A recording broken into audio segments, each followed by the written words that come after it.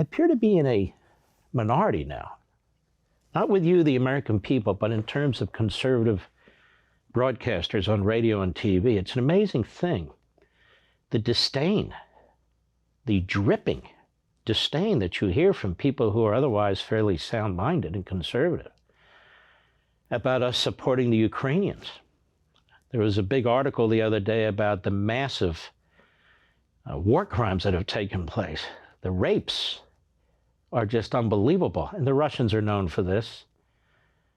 They did it after World War II or during World War II also, but apparently they're raping women and children, both sexes, in these little towns they're taking over. Isn't it amazing how little reporting's been done on this? And they're torturing people, and they're killing people, and they're castrating men. They're doing all kinds of sickening things. And they're being encouraged to do it. Why? To dispirit the population in Ukraine. Ukraine now has a fighting chance when we help arm them, and NATO helps arm them. What is it with these supporters of Russia?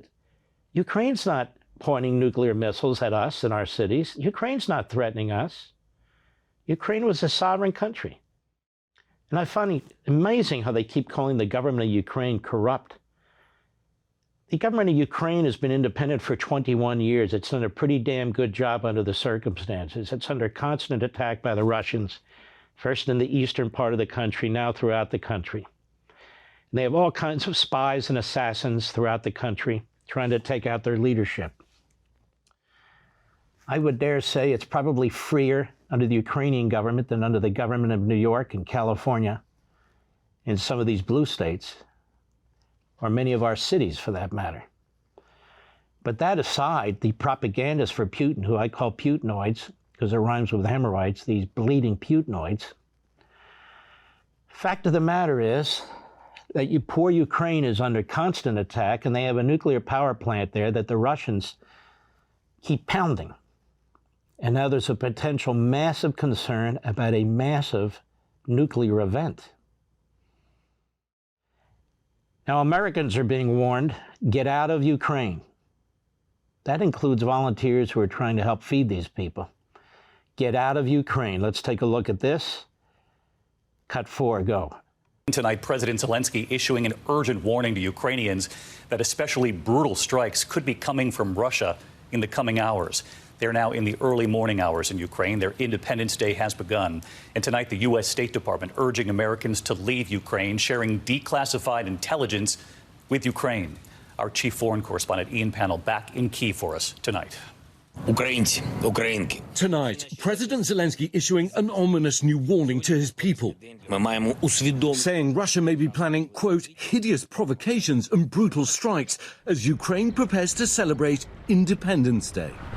And tonight, the US again urging Americans to leave Ukraine amid that threat of intensified Russian attacks.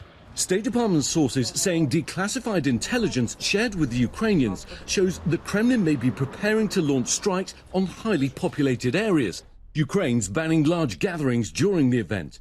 ABC's Britt Clennett asking President Zelensky about the threat. What's your reason for urging people not to gather tomorrow? Is it because Kyiv is under threat? Ми говоримо, що ці дні можуть бути провокативними з боку Російської Федерації. Amid these concerns over what Russia may do next, the United Nations holding an emergency meeting on the volatile situation at Ukraine's Zaporizhzhia nuclear power plant. Ukraine saying Russian strikes damaged infrastructure and transformers, briefly cutting off power at Europe's largest nuclear plant. The Ukrainians also claiming Russians are shelling the plant's nearby ash pits, where nuclear waste is stored, raising clouds of toxic radioactive dust, stoking ongoing fears of a potential nuclear disaster.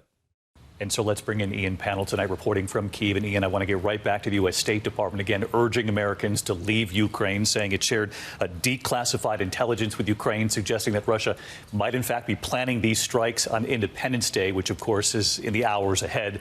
President Zelensky, in your report there, obviously clearly very concerned about the real possibility of this. Yeah, that's right. In fact, Independence Day has just begun and this country is braced. But Zelensky also doubling down tonight. He's saying that they won't relent until they retake back parts of the country occupied by Russia, not just in the last 6 months, but for years, even Crimea. Forget any peace deal for now. This war looks set to drag on for a long time. Well, that's the situation. And I will continue to say this fellow Zelensky is a remarkable man, a remarkable leader, despite the attacks by the Putin wing of the media, Democrat and Republican parties, trashing the guy. For more, sign up for Levin TV.